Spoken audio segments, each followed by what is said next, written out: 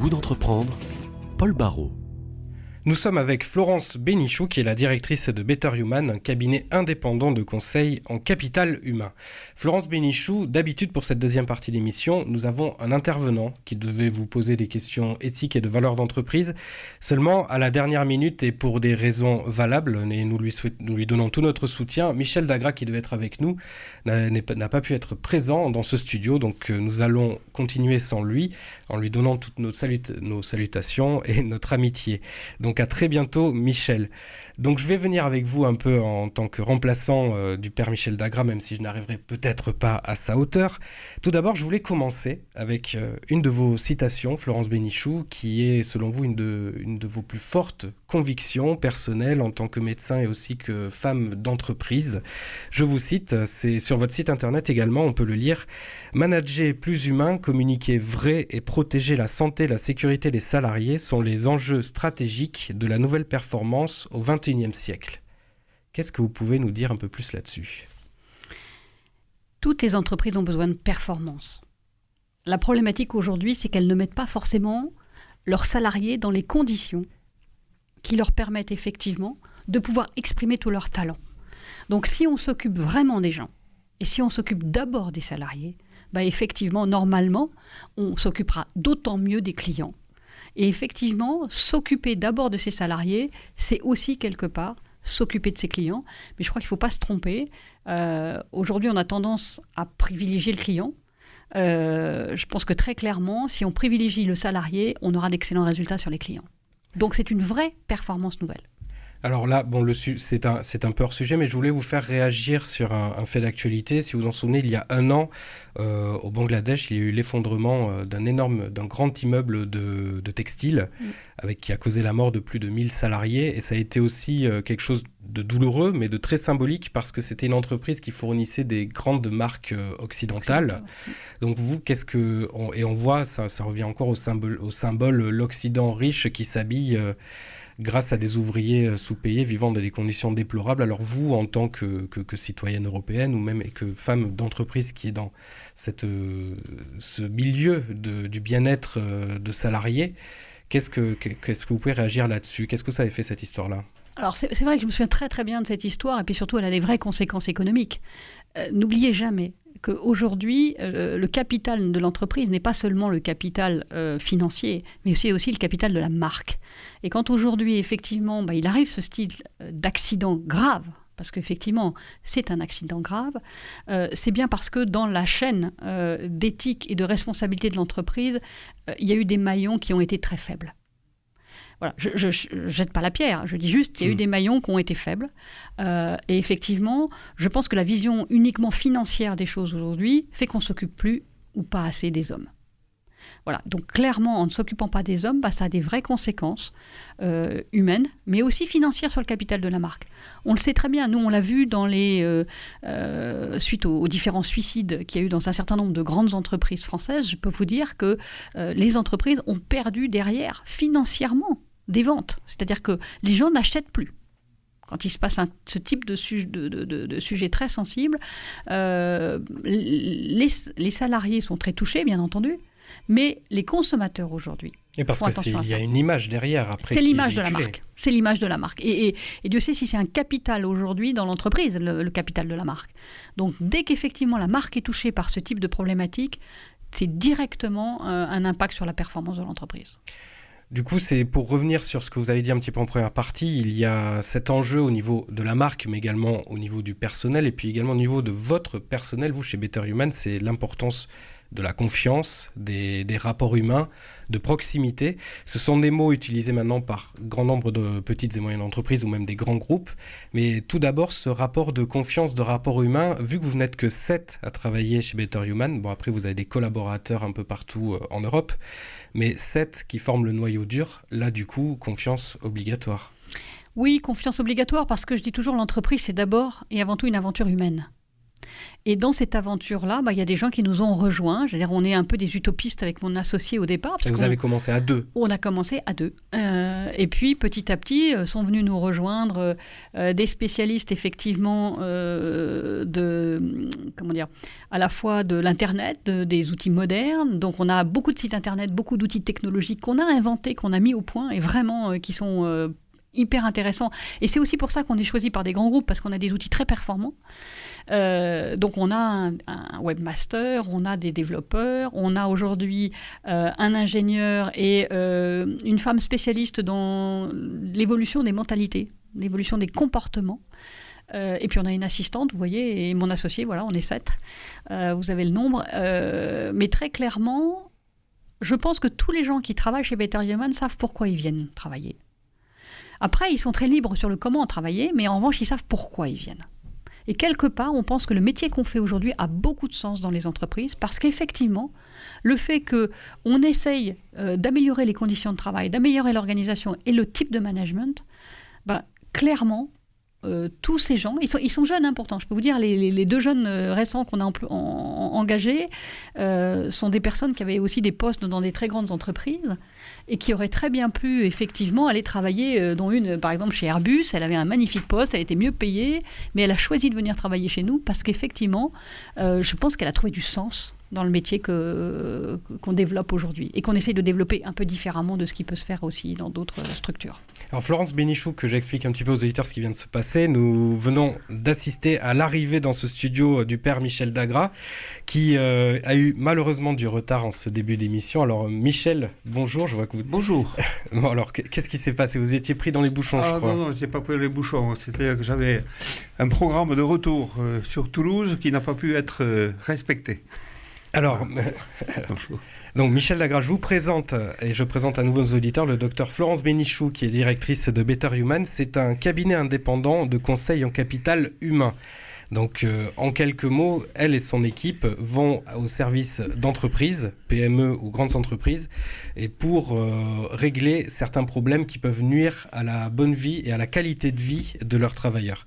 Donc déjà, ça c'est un sujet que vous connaissez quand même pas mal, vu qu'on en a déjà parlé plusieurs fois dans cette émission, quand on a eu des invités précédents, il y a quelques mois et l'an dernier, notamment de directeurs de cabinets de ressources humaines, qui ont commencé un peu à s'investir dans ce qui est la prévention des risques psychosociaux ou le bien-être, la qualité de vie, enfin votre secteur d'activité. Mais vous êtes complètement différente, vous vous affirmez comme différente de ce type de cabinet. À l'origine, nous ne sommes pas un cabinet de ressources humaines. Donc, nous sommes vraiment un cabinet à l'origine fondé par des professionnels de la santé. Donc, nous, on s'est vraiment intéressé à l'angle de la santé au travail, de la sécurité au travail. Et on s'est rendu compte qu'effectivement, on avait des différences à faire valoir. On a une vraie spécificité sur la santé et la sécurité au travail. Et nous, vous parliez tout à l'heure, Paul, pardonnez-moi, de bien-être au travail. Je suis toujours un petit peu méfiante avec ce terme de bien-être. Parce que pour moi, le bien-être, c'est quand je ne suis pas au travail. C'est-à-dire que c'est quand je peux être en vacances, voilà, et je développe du bien-être. En revanche, et pardonnez-moi un peu de la petite remarque sémantique, c'est que je préfère qu'on soit bien au travail. Être bien au travail, ça en revanche, ça a du sens pour moi. Parce qu'aujourd'hui, on voit se développer dans les entreprises, et c'est un petit peu contre ça que je me bats, beaucoup de programmes de massage, de choses qui font du bien. Hein. J'ai rien contre les massages en entreprise, mais on ne fait que traiter des symptômes quand on met ce genre d'éléments en place, et on ne traite pas les causes. Michel. Oui, serait-ce à dire qu'au-delà de ces symptômes traités, vous avez un référentiel de valeurs. Quelles sont les valeurs humaines auxquelles vous vous référez pour s'orienter vers un être bien au travail plutôt qu'un bien-être au travail? Je ne sais pas si ma question vous... Non, mais vous avez raison, parce qu'aujourd'hui, si vous voulez, on a un référentiel de valeurs chez Better Human. En revanche, on a aussi un référentiel scientifique aujourd'hui sur la partie comment est-ce qu'on définit la qualité de vie au travail dans les entreprises. Donc là, on travaille en particulier avec des chercheurs à la fois ici à l'IAE, à Toulouse, mais on travaille aussi avec des chercheurs en psychologie du travail à Tours, à l'université de Tours, où il y a des très bons spécialistes d'ailleurs sur ce sujet-là, avec le professeur Colomba en particulier, qui est d'ailleurs un hémato-cancéro à l'origine, et qui a travaillé aussi sur ces sujets. Donc oui, évidemment, On a des valeurs. Peut-être une des premières valeurs qui va peut-être vous faire sourire, mais c'est justement d'avoir un bon équilibre entre sa vie personnelle et sa vie professionnelle. Et ça, déjà, c'est un élément très fort de protection des problématiques de stress au travail, par exemple. Nous, ce qu'on voit, on voit beaucoup de gens qui vont pas bien sur le plan... et on voit une épidémie de burn-out en ce moment, clairement. C'est pas une maladie infectieuse, le burn-out, mais je peux vous dire qu'aujourd'hui, ça se répand comme une épidémie. Parce qu'effectivement, les gens sont en rupture de lien. Mais oui, mais alors, quel moyen de lutte contre le burn-out ?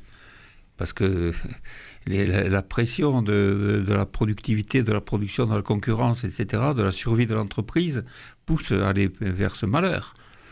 Alors, comment vous faites, vous, par rapport à cette espèce de contrainte, diraient les responsables d'entreprise, qui poussent au burn-out ? Alors, je pense qu'il y a plein de choses qui peuvent être mises en place. La première, c'est effectivement l'équilibre entre la vie personnelle et la vie professionnelle.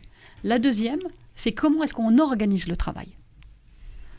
Ça, c'est très important. Comment on organise le travail et quel type de conditions de travail on met aux gens. Clairement, si on ouvre les bureaux à 6h du matin et qu'on les ferme à 23h et qu'on laisse les gens libres de venir, aujourd'hui, les gens ont tellement peur de perdre leur job qu'ils vont venir aussi travailler de 6h à 23h. Donc ça, c'est ce qu'on appelle faire du présentéisme. D'accord ? Donc quand on fait beaucoup de présentéisme, quand on est beaucoup présent, c'est-à-dire qu'aujourd'hui, qu'est-ce qu'on voit ? On voit des gens qui font des heures folles, on voit des gens qui ne prennent pas leurs vacances, ne prennent plus leurs congés, on voit des gens qui viennent travailler alors qu'ils sont malades. Ça, c'était des choses qu'on ne voyait jamais avant. Et on voit des gens qui ramènent du travail à la maison le soir et le week-end. Et auquel on dit, si vous n'acceptez pas cela, eh bien, il y a des gens qui attendent à la porte et qui prendront votre place. Oui, sauf que ces gens-là, au bout d'un certain temps, différents évidemment pour chacun, puisqu'on est tous différents, on finit par plus être bon du tout. C'est-à-dire qu'on perd sa compétence. Tout à fait. Et quand on perd sa compétence, on n'est plus bon du tout. Et donc l'entreprise, effectivement, à force d'avoir épuisé ses salariés, elle finit par en changer et en prendre d'autres des nouveaux, effectivement. C'est ça, oui, voilà. Sauf que nous, on est beaucoup appelés, par exemple, très concrètement, pour des problèmes de turnover. Parce que les gens n'en peuvent plus. Et on voit même, dans ces conditions difficiles, des gens qui démissionnent aujourd'hui de postes en CDI. C'est quand même un comble de voir que cette situation vraiment déplorable, qui va à l'encontre du succès de l'entreprise, est quand même cultivée. Oui, mais parce qu'aujourd'hui, il y a une volonté de rechercher des résultats financiers à très court terme. Ah oui, mais alors comment lutter contre ça ? Voyant les dégâts qui sont provoqués par cette situation et par cette orientation, et qui peut-être déborde largement le cadre de l'Hexagone, si on peut dire, le cadre de l'Hexagone, c'est quand même très préoccupant. Clairement, vous avez raison, c'est la mondialisation qui veut ça, parce qu'aujourd'hui, on n'est plus en compétition simplement avec les entreprises françaises, on est en compétition avec les entreprises du monde entier. Je pense qu'il faut vraiment travailler au plus haut niveau. C'est-à-dire que nous, on essaye très modestement de rencontrer systématiquement dans toutes les entreprises dans lesquelles on va les directions générales, les comités de direction et les conseils d'administration. Si ce n'est pas à ce niveau-là que les choses se traitent. Et vous êtes écouté à ce niveau-là ? Je serais optimiste en disant qu'on est plus écouté aujourd'hui qu'on ne l'a été précédemment. Et on est en train d'essayer pour ça, si vous voulez, parce qu'une fois qu'on a fait le constat et qu'on a dit tout va mal, on n'a rien fait. Oui. Donc ce qu'il faut, c'est proposer des choses nouvelles. Donc aujourd'hui, avec un certain nombre de gens, on réfléchit à mettre en place, alors demain peut-être un label, mais en tout cas aujourd'hui, on est en train de développer un concept qui s'appelle HQH, qui est de vouloir développer des entreprises haute qualité humaine. C'est mieux, pour nous, c'est mieux que capital humain. Ah, écoutez, je ne sais pas, mais en tous les cas, j'en ai marre d'entendre, moi, des entreprises qui sont très fières d'être dans des bâtiments HQE, donc effectivement, haute qualité environnementale, merci, et puis qui ne s'occupent absolument pas des gens qui sont en interne. Et oui, il y a une écologie humaine à développer. Qui serait intéressante à développer. C'est exactement ça. Et donc, on a développé ça. On a mis au point tout un référentiel et on va lancer un fonds de dotation le 27 mai prochain. Florence Bénichou, malgré cela, le temps nous manque et on doit terminer notre émission aujourd'hui. Merci d'être venu. Et merci, Michel, de nous avoir rejoints malgré toutes ces difficultés de la route. Et d'avoir perturbé le déroulement de l'émission. Absolument pas perturbé, enrichi, on va plutôt le dire. C'est sympa. Donc, merci à vous, Florence Bénichou. Je rappelle, Paul. Vous êtes directrice de Better Human, donc cabinet indépendant de conseil en capital humain, et donc bientôt pour ce label donc HQH, haute qualité humaine. Donc merci à vous, bonne route, bonne continuation. Merci beaucoup.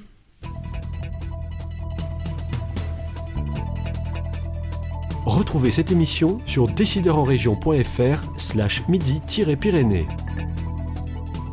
Le goût d'entreprendre, une émission en partenariat avec la Caisse d'épargne, la Banque des entreprises et des professionnels de Midi-Pyrénées.